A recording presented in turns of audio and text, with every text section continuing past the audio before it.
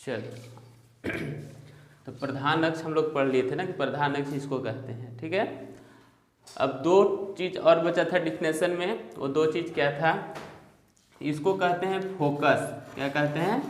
Focus. अब focus होता क्या है या कहेंगे किस तरह से, देखो दर्पण पर आपतित सभी किरणें, ठीक ना, दर्पण पर आपतित सभी किरणें परावर्तन के बाद मुख्य अक्ष के जिस बिंदु पर काटती है या प्रतिच्छेद करती है उस बिंदु को उस दर्पण का फोकस कहते हैं।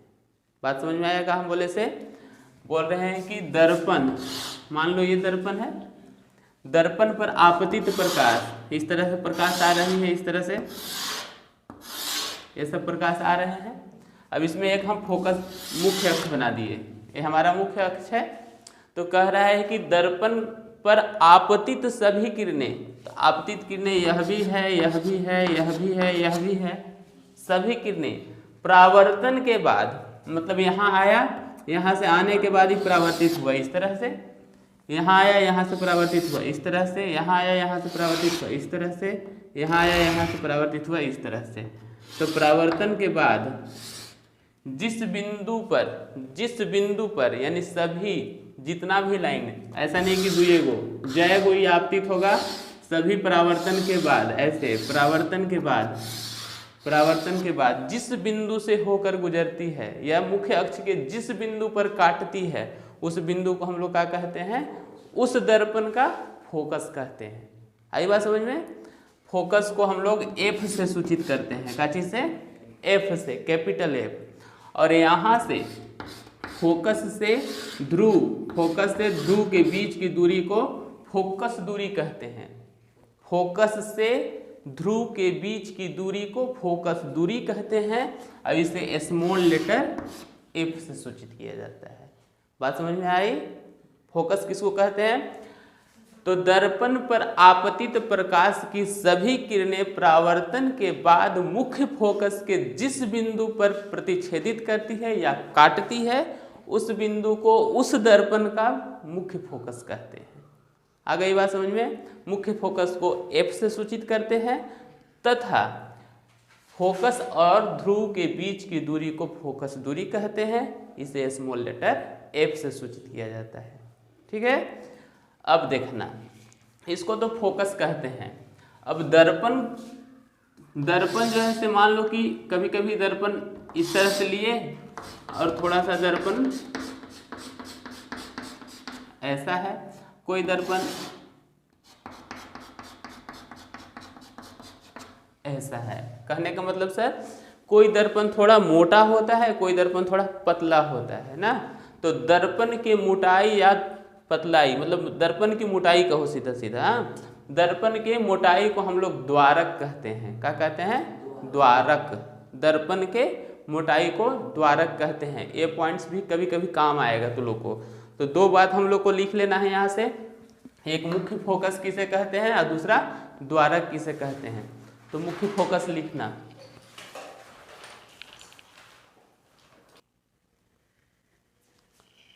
अब आइए अगला टॉपिक देखते हैं। अगला टॉपिक हम लोग को पढ़ना है जो कि सबसे इम्पोर्टेंट, मतलब कि हमें लगता है कि ये एग्ज़ाम में लगभग बार आता है। अगर प्रूफ करना नहीं आया तो ऑब्जेक्टिव में कहीं ना कहीं तुम लोग को मिल जाएगा। क्या भाई?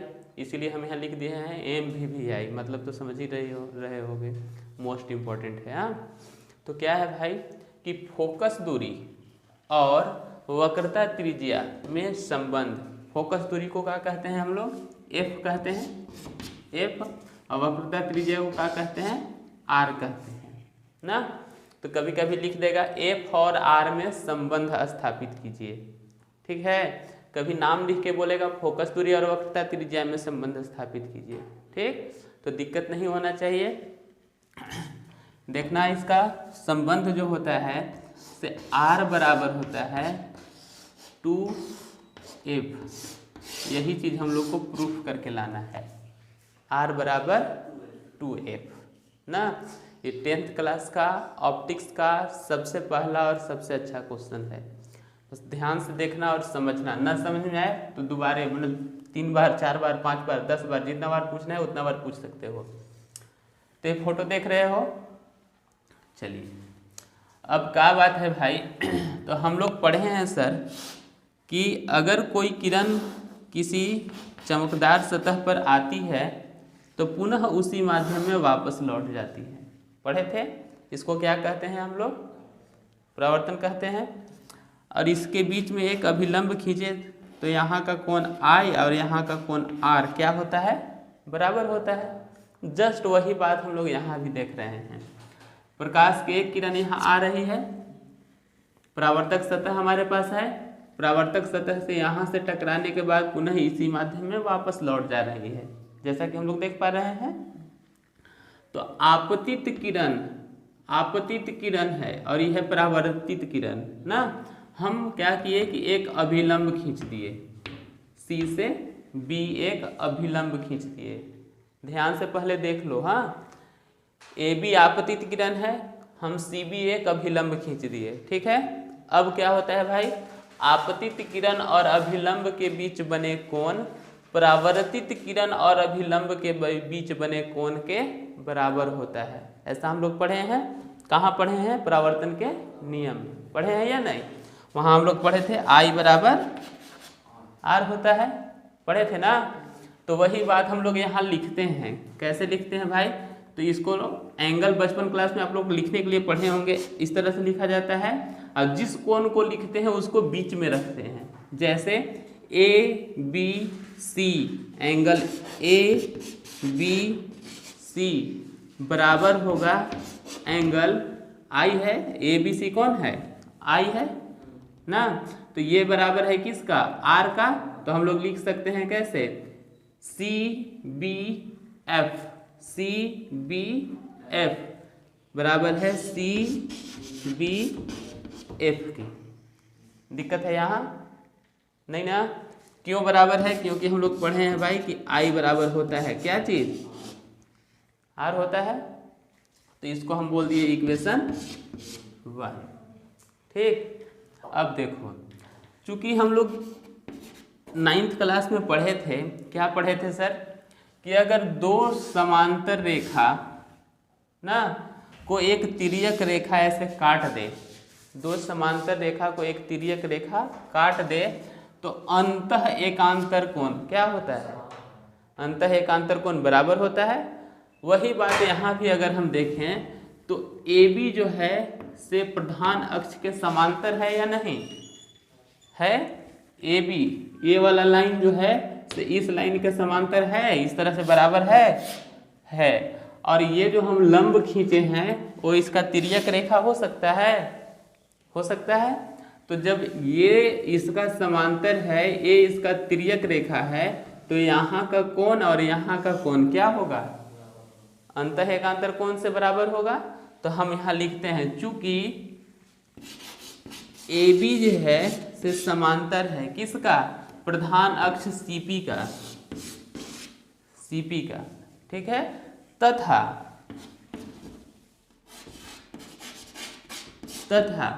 हमारा जो अभिलंब है कौन? BC या CB ना। तथा BC एक तिर्यक रेखा है।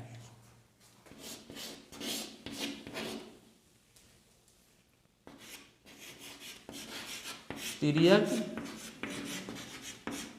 रेखा हो तो क्या हो सकता है? तो हम लोग लिख सकते हैं सर क्या सर? अंतः एकांतर कोण बराबर होता है। तो अंतः एकांतर कोण कौन हो सकता है? यहाँ वाला ये कोण और यहाँ वाला ये कोण। तो हम लिख सकते हैं ABC, एंगल ABC किसके बराबर हो सकता है? BCF के, यही वाला कोण के ना। तो एंगल BCF के।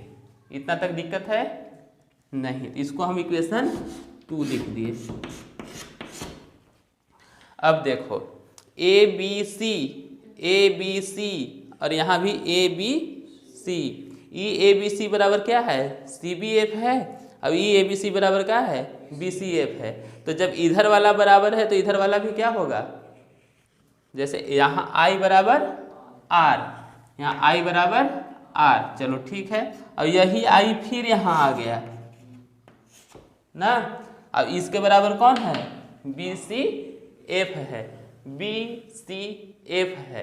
तो E इसके बराबर E है, इसके बराबर E है, तो इसके बराबर यानी E मान लो 2 है, E भी 2 है, E भी 2 है, तो इसी के बराबर E भी है, तो E भी कितना होगा, 2 होगा। तो हम लोग क्या कहें यहाँ I बराबर I कह दिए।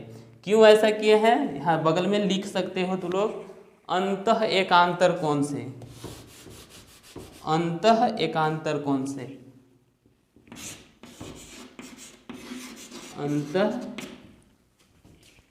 एकांतर कोण से,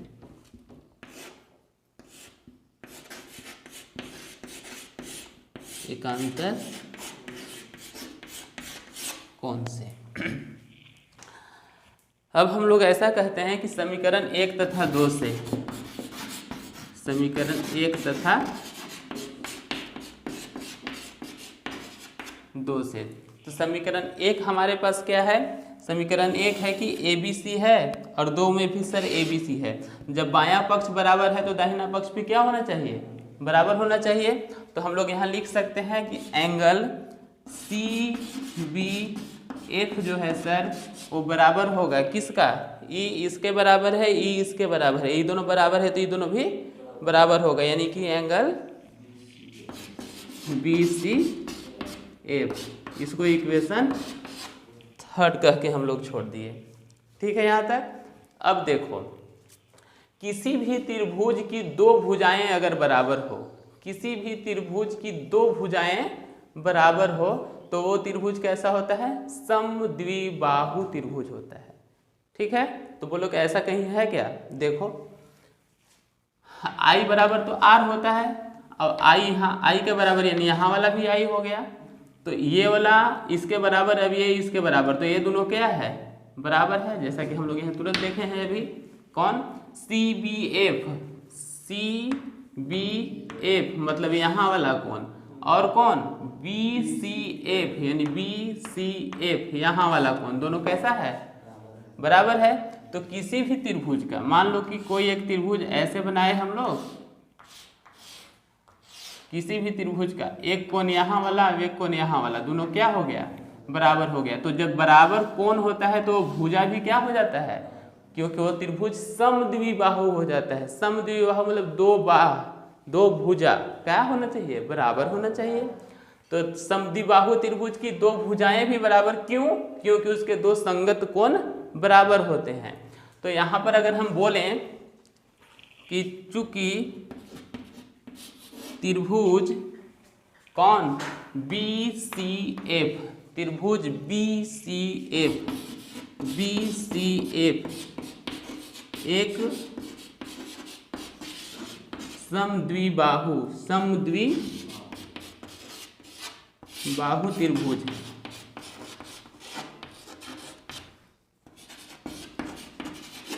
त्रिभुज है। सच बात है, क्योंकि उसके 2 संगत भुजाएं बराबर है।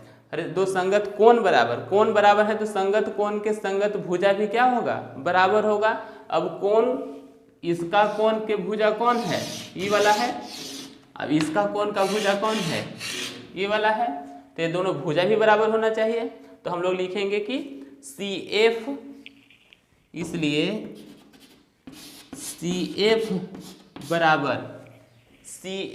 बराबर कौन, BF बराबर BF। क्यों, समद्विबाहु त्रिभुज की संगत भुजाएं भी बराबर होती हैं। ठीक है, अब इसको जो है से हम यहाँ 3 के बाद इसको हम 4 कह लेते हैं। ठीक, अब देखना, ये भुजा का बराबर हो गया। चलिए, अगर दोस्त ऐसा न हो कि, अगर ऐसा होता, कैसा होता, ये लाइन यहाँ से न जाता, ये कोई जरूरी है कि आपतित किरण यहीं से जाए, हो सकता था कि आपतित किरण यहाँ से जाए, ऐसे जाए, हाँ। तो अगर ये किरण यहाँ से जाती तो ऐसे होके यहाँ से भी मुड़ जाती ना, तो ये वाला जो भुजा यहाँ से यहाँ बना था, सो भुजा कहाँ से, यहाँ से यहाँ बन जाता, बनता या नहीं, देखना, यह चीज़ मतलब याद रखना है, इसलिए हम बार बार बोल रहे हैं। जो चीज़ अभी हम बोल रहे हैं क्या, कि अगर ए बी किरण जो है से यहाँ से ए बी से न जाके ए जो है से यहाँ बी डैश, मान लो यहाँ से होके या पी के पास से होके गुजरता, ये बी से ना गुजर के पी के पास यानी पी के बहुत नज़दीक से होके गुजरता, तो क्या होता, तो सर ये जो बी एफ आप इतना बड़ा ले रहे हैं वो बी एफ क्या हो जाता, पी एफ हो जाता। कहो कि नहीं हमको समझ में आया सर आपका बोले से। मान लीजिए ये दर्पण है ना, अभी यहाँ से होके जा रहा है, ठीक ऐसे, तो हम लोग कह रहे हैं क्या चीज़, यहाँ सी है, यहाँ एफ है, यहाँ बी है सर, तो ये वाला कौन, ए वाला भुजा और ए वाला भुजा क्या है, बराबर है, ठीक ना। अब यहाँ से है तो ये सब बराबर है। अब क्या किए कि ये वाला लाइन यहाँ से न जाके हमको एकदम पास से ऐसे आ गया, ठीक, तो ये भुजा जो यहाँ से था वो भुजा कहाँ से कहाँ हो गया, यहाँ से यहाँ हो गया, हुआ या नहीं। तो जो दूरी हम लोग यहाँ से यहाँ ले रहे थे, ये दूरी खिसक के कहाँ आ गया, पी के नज़दीक, पी के लगभग नज़दीक। हम पी नहीं कह सकते हैं, लेकिन पी के लगभग नज़दीक। हो सकता है कि यहाँ से यहाँ अगर ये 10 सेंटीमीटर है तो ये वाला जो लाइन हमारा है वो 9.999 हो, मतलब 10 ना हो, 10 के लगभग नज़दीक हो।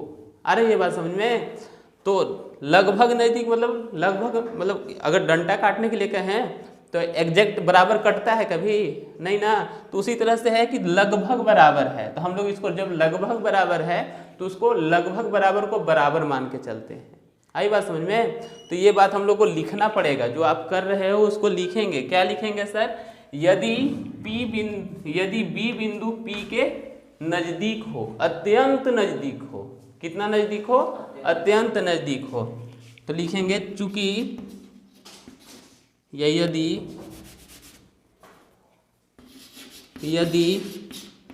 बी पी के अत्यंत नज़दीक हो, अत्यंत निकट हो, निकट हो, तो क्या होगा सर, अगर B जो है से P के निकट आ जाए, B जो है से P के निकट आ जाए, तो हम लोग कह सकते हैं कि जो BF था वो क्या बन जाएगा, PF बन जाएगा। तो ऐसे लिखेंगे, तो BF जो है से बराबर नहीं, लगभग बराबर हो जाएगा किसका, PF का। वो बराबर ना लिखल है, ना कहना कि सांप बना दिए सर, सांप नहीं बनाए हैं, वो लगभग बराबर लिखा हुआ है ना, इसी तरह से लिखा जाता है। वो लगभग बराबर है किसका, BF जो है से लगभग बराबर है PF का। तो लगभग बराबर को हम लोग यहाँ मान के चलते हैं कि BF जो है से बराबर होगा किसका, PF का, और इसको इक्वेशन हम लोग 5 मान लेते हैं। तो फिलहाल इतना नोट करो जल्दी से, अभी थोड़ा और आगे चलना है।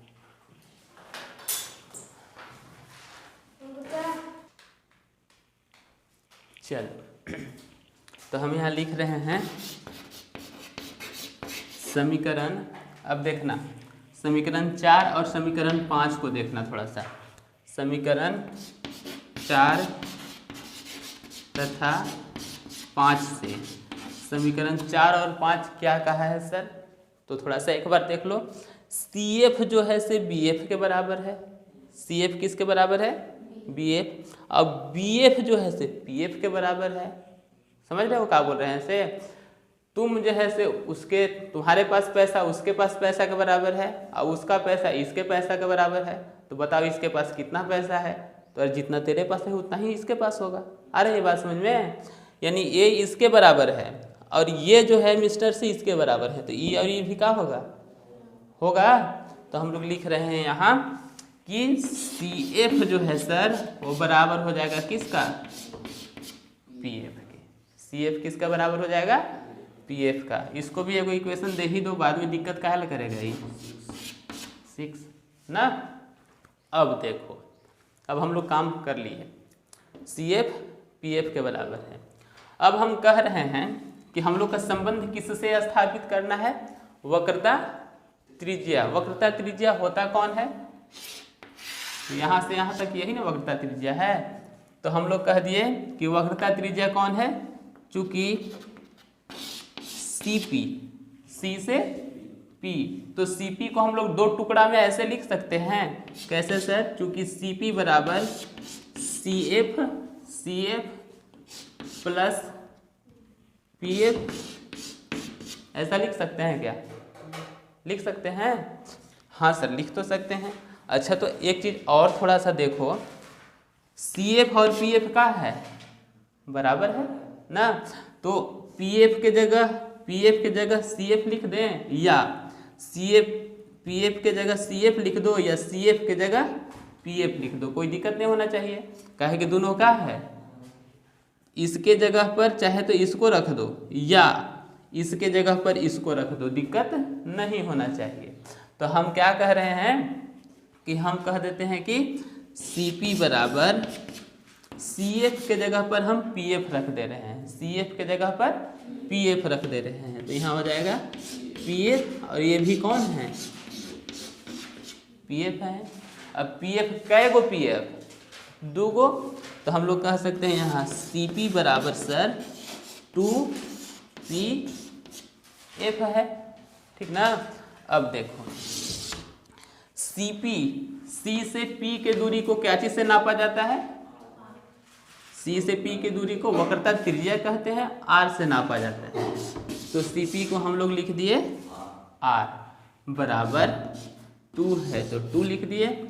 अब PF, P से F यानी कि मुख्य फोकस से ध्रुव के बीच की दूरी को फोकस दूरी कहते हैं ना, और फोकस दूरी को कैसे सूचित किया जाता है, स्मॉल f से। तो यहाँ क्या हो जाएगा 2f, और देखो यही हम लोग को प्रूफ करना था, r बराबर 2f।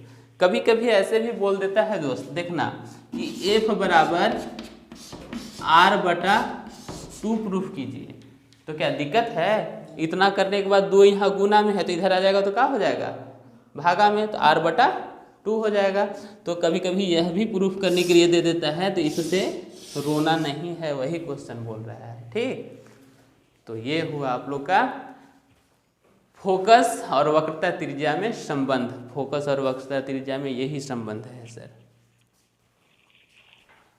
मतलब कह सकते हो, क्या कह सकते हो कि वक्रता त्रिज्या जो है से नहीं, फोकस जो है से दुगना होता है, नहीं वक्रता त्रिज्या जो है से फोकस का दुगना होता है, फोकस का दुगना, वक्रता त्रिज्या फोकस का दुगना होता है, और फोकस जो है से वक्रता त्रिज्या के आधा होता है ना, ये बात ध्यान में रखना। कहने का मतलब न्यूमेरिकल जब बनाओगे, अगर यहाँ से यहाँ तक दे दिले है तुम्हारा कितना 20 सेंटीमीटर, तो तुम आराम से f भी निकाल सकते हो, कितना 10 सेंटीमीटर।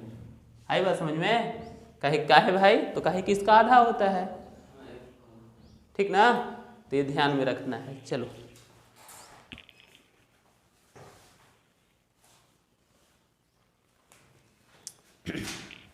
तो देख लो, फिर से एक बार रिवीजन हो जाए, काहे कि भाई जब इम्पोर्टेंट है तो इसको ढंग से देख लिया जाए। हम क्या बोले हम बोले कि फोकस और वक्रता त्रिज्या में संबंध स्थापित करना है। कभी कभी इसी बात को क्या कहता है, फोकस को f, वक्रता त्रिज्या को r लिख के बोल देगा कि f और r के बीच में संबंध स्थापित कीजिए, या नहीं तो कभी कभी बोलेगा तुमको कि r बराबर 2f सिद्ध करके दिखाइए, या नहीं तो कभी कभी ये भी बोल सकता है f बराबर r बटा 2 सिद्ध करके बताइए। तो चारों के चारों एक ही बात को कहा है 4 बार घुमाकर, हम लोग को कंफ्यूज नहीं होना है। आई बात समझ में, सभी बात को जिस तरह से हम लोग प्रूफ कर रहे हैं उसी तरह से प्रूफ करना है। अब बात क्या है भाई, तो शुरुआत हम कहाँ से करें, तो शुरुआत जहाँ से हम इस चैप्टर को शुरू किए हैं वहाँ से करेंगे। तो चैप्टर को शुरू किए थे तो उस दिन हम लोग पढ़े थे क्या चीज़ भाई, प्रकाश के परावर्तन। प्रकाश के परावर्तन में हम लोग क्या पढ़े थे कि आपतित किरण किसी भी चमकीले सतह से होकर गुजर नहीं सकता है, आपतित सतह किसी भी चमकीले सतह से टकराकर वापस उसी माध्यम में लौट जाती है। ये बात हम लोग पढ़े हैं, इसी को परावर्तन कहते हैं। अब जब कोई भी प्रकाश आती है तो यहाँ पर जहाँ हम लोग पढ़ रहे हैं, हम लोग पढ़ चुके हैं कि गोलीय दर्पण के बारे में पढ़ रहे हैं, और गोलीय दर्पण का एक टुकड़ा हमारे पास है, इसको क्या कहते हैं, उठल नहीं है, उत्तल नहीं है, ये उठल नहीं है तो उतल भी नहीं ना है, ये कौन है, अवतल है। कौन है, अवतल है। तो हम कह रहे हैं कि एक अवतल दर्पण ले लिए हैं।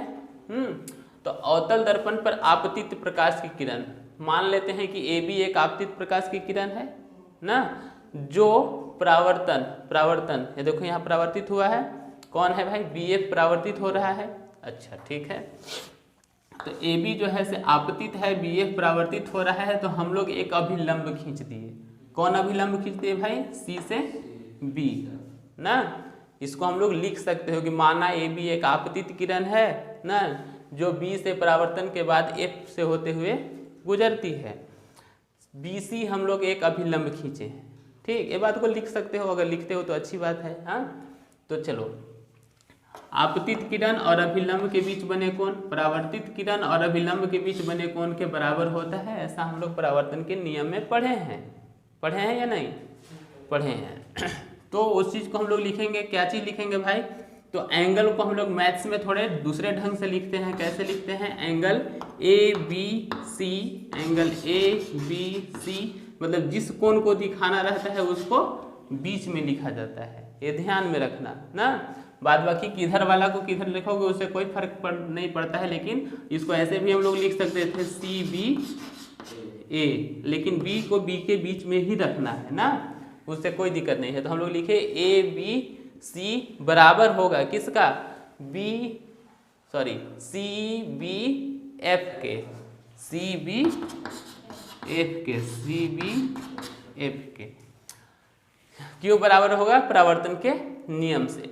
अब हम बोले तू लोग से कि नहीं, 9th क्लास में एक और चीज मैथ में हम लोग पढ़े हैं। क्या पढ़े हैं कि दो समांतर रेखा को एक तिर्यक रेखा काटती है तो उसके अंतः एकांतर कोण हमेशा बराबर होते हैं। अंतः एकांतर कोण हमेशा बराबर होते हैं।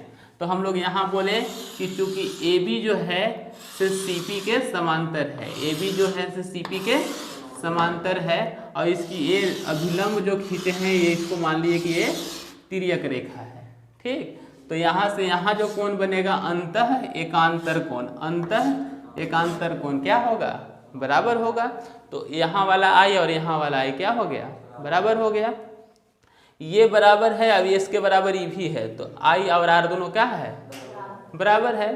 तो जब किसी भी त्रिभुज की, हम ये भी बात बताए कि किसी भी त्रिभुज की अगर दो कोण बराबर हो, दो कोण बराबर हो, तो त्रिभुज की दो संगत भुजा भी बराबर होता है। जो कोण बराबर है उसकी संगत भुजा, जो कोण बराबर है उसकी संगत भुजा बराबर होते हैं, इसलिए ये त्रिभुज समद्विबाहु हो जाता है। तो हम ये बात यहाँ लिख दिए, क्या चीज़ भाई, कि BCF समद्विबाहु है। BCF ये जो त्रिभुज बना है ये कैसा है, समद्विबाहु है। समद्विबाहु मतलब इसकी भुजा और ये भुजा क्या है, बराबर है। क्यों, क्योंकि इसका एक कोण ये कोण बराबर है, तो इसकी संगत भुजा भी क्या हो गए, बराबर हो गए। तो इस बात को हम लोग यहाँ लिख दिए कि जब ये समद्विबाहु त्रिभुज है तो इसकी दो भुजाएं भी बराबर होंगे। कौन कौन, C से F और B से F, C से F और B से F बराबर है। ठीक है, अब यहाँ तक तो कह दिए सर आप बढ़िया है, लेकिन क्या किरण यहीं से गुजरेगा, तो हम बोले कि नहीं, किरण कहीं से भी गुजर सकता है। तो एक स्थिति ऐसा आएगा कि हो सकता है किरण इसके एकदम समांतर यहाँ एकदम नजदीक से यहाँ से गुजर गया हो ना। तो उस बात को हम लोग लिखे कि यदि P जो है, यदि B जो है से P के अत्यंत नजदीक हो, अत्यंत मतलब एकदम लगभग सटल उससे पार हो गया ना, अत्यंत नजदीक अगर होगा तो क्या कंडीशन होगा भाई, BF जो है हमारा, B से F की दूरी BF जो है वो एकदम सट जाएगा यानी यहाँ P के नजदीक आ जाएगा। तो BF क्या बन जाएगा, PF बन जाएगा। BF क्या बन जाएगा, PF बन जाएगा। तो इसलिए हम लोग लिख दिए कि BF बराबर कौन हो जाएगा, PF हो जाएगा। अब हम लोग देखें, क्या देखें भाई, कि जब CF BF के बराबर है, CF BF के बराबर है और BF भी PF के बराबर है, यानी ये दोनों, ये इसके बराबर, ये दोनों कॉमन हो जा रहा है, तो ये भी क्या होगा, बराबर हो जाएगा। तो हम इस बात को लिख दिए कि CF जो है सर से PF के बराबर होगा। यहाँ पर ला के हम लोग रुक गए, क्या है भाई, हम लोग को इसके आगे कोई सोर्स नहीं मिला, तो हम लोग रुक के थोड़ा सा सोचे कि संबंध किससे स्थापित करना था, वक्रता त्रिज्या से। किससे, वक्रता त्रिज्या से।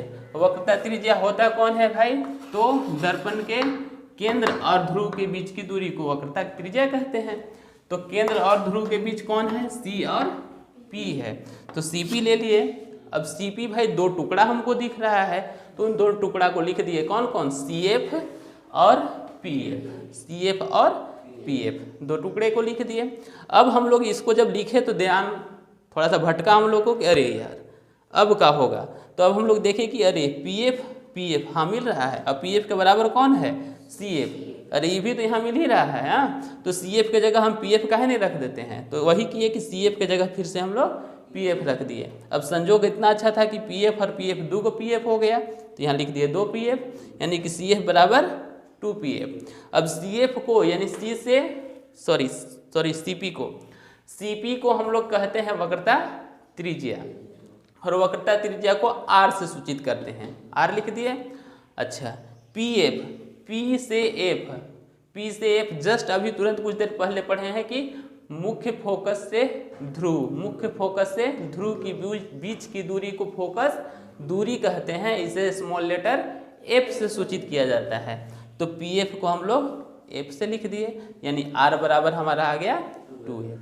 आई बात समझ में। अगर यहाँ से कहीं पूछे कि F बराबर का होगा, तो ये 2 गुना में है तो गुना को ले जाएंगे भागा में, यानी R/2 हो जाएगा। यहाँ हमारा समाप्त होता है। आई बात समझ में। कभी कभी ऐसे भी कह सकता है, जैसे लिखता है वो कि वक्रता त्रिज्या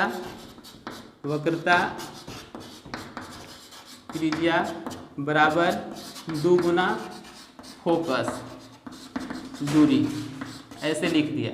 तो उससे भी घबराना नहीं है, इसी बात को शब्द में लिख दिया है, हम लोग नोटेशन में लिखे हैं। आई बात समझ में। तो इन सारी बातों से हम लोग कभी भी फ्रस्ट्रेट नहीं होना है, अरे सर तो सरवा बतैले लो वैसे यार अब हो गलो वैसे, ऐसा दिमाग में नहीं। उसको आराम से सोचना है कि कह का रहा है ना। हो सकता है कि उसको वक्रता त्रिज्या, अच्छा सर वक्रता त्रिज्या को तो R से कहते हैं, बराबर 2 है, अब फोकस दूरी F, अरे ये बतिया तो बदल ही है। हाँ, तो इस सब चीज़ से घबराना नहीं है, उसको आराम से सोचोगे तो तुम फिर से वहीं पहुंच जाओगे। तो क्वेश्चन पूछने का तरीका अलग अलग हो सकता है, सॉल्यूशन हमारा यही होगा। हाँ, तो तरीका को समझना है हमको और तब हल बताना है, ठीक ना। तो ये था आज का सबसे महत्वपूर्ण क्वेश्चन आप लोगों के लिए सर।